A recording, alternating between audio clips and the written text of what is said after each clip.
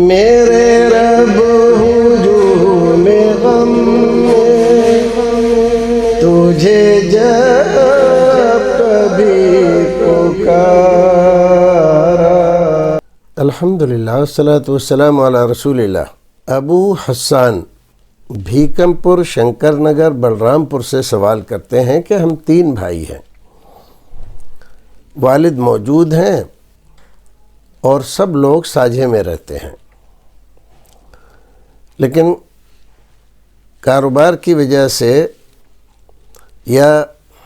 اقتصادی پریشانیوں کی وجہ سے کچھ بھائیوں کو باہر رہنا پڑتا ہے۔ وہ بتاتے ہیں کہ میں باہر رہتا ہوں اور میں وہاں پر مہنگا کرایہ دے کر رہتا ہوں۔ میں سوچتا ہوں کہ میں تھوڑی سی زمین لے کر اس میں مکان بنا لوں، تو کیا میرے بھائی وغیرہ بعد میں اس میں حصے دار مانے جائیں گے؟ والد کے پاس اچھی خاصی زمین ہے،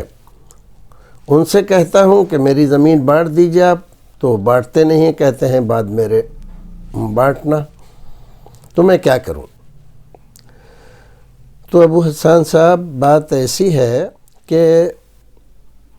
اگر والد برابر سب کو بانٹ دیں اور اگر آپ کی بہنیں بھی ہیں اور ان کو بھی حصہ دیں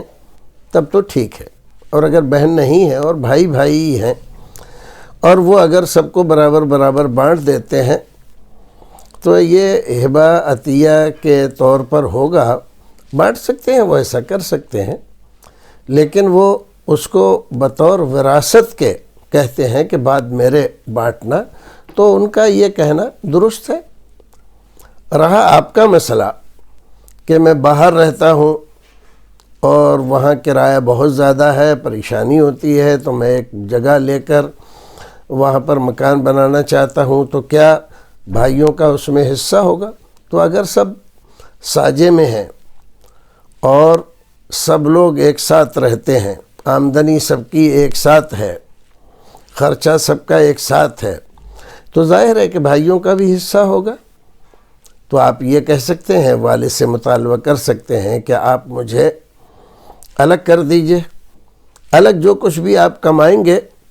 وہ آپ کا ہوگا اور جو کچھ بھی خرچ ہوگا وہ آپ کا ہوگا، لیکن اس میں والد اور والدہ کے لیے اور گھر والوں کے ساتھ حسن سلوک کے لیے آپ کو ہر مہینہ کچھ دینا چاہیے،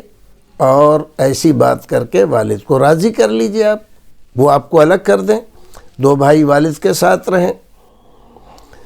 تو جیسے آپ کو یہ ڈر ہے کہ میں بناؤں گا اپنے پیسے سے، بھائیوں کا حصہ اس میں کیوں ہوگا، تو والد کے ساتھ جو بھائی ہیں وہ بھی جو کچھ بھی بنائیں گے والد کی موجودگی میں، اس میں آپ کا بھی تو حصہ ہوگا، آپ بھی تو حصے دار بننے کی کوشش کریں گے۔ کیا آپ منع کر دیں گے کہ مجھے حصہ نہیں چاہیے؟ ظاہر ہے کہ آپ بھی اپنا حصہ لیں گے۔ تو جب آپ حصہ لیں گے تو آپ کے اس بنائے ہوئے مکان اور زمین میں حصہ ان کا بھی بنتا ہے۔ تو اس مسئلے کو آپ باپ کے ساتھ بیٹھ کر ڈسکس کریں، وہ جس چیز پر راضی ہو جائیں وہ آپ کو کرنا چاہیے۔ والد کے ساتھ جو کچھ بھی آپ نے اب تک کمایا ہے اور ساری آمدنی والد کے پاس ہے، وہ چاہیں تو آپ تینوں کے لیے الگ الگ مکان اپنی زندگی میں بچوں کی آمدنی سے تعمیر کرا دیں اور سب کو ایک ایک مکان دے دیں، تو وہ کر سکتے ہیں کیونکہ سب شامل میں ہیں۔ باقی آپ شامل میں رہتے ہوئے اگر کوئی مکان بناتے ہیں تو اس میں بھائیوں کا حصہ بھی رہے گا، کیونکہ آمدنی اور خرچ سب شامل ہے اور اصل مالک باپ ہے۔ تو باپ کی موجودگی میں جو کچھ بھی زمین جائیداد بنائی جا رہی ہے اس میں سب کا حصہ رہے گا، الا یہ کہ ایسی صورت ہو کہ باپ کسی بچے کو الگ کر دے تو وہ جو کچھ بھی بنائے گا اس میں بھائی لوگ حصے دار نہیں ہوں گے، لیکن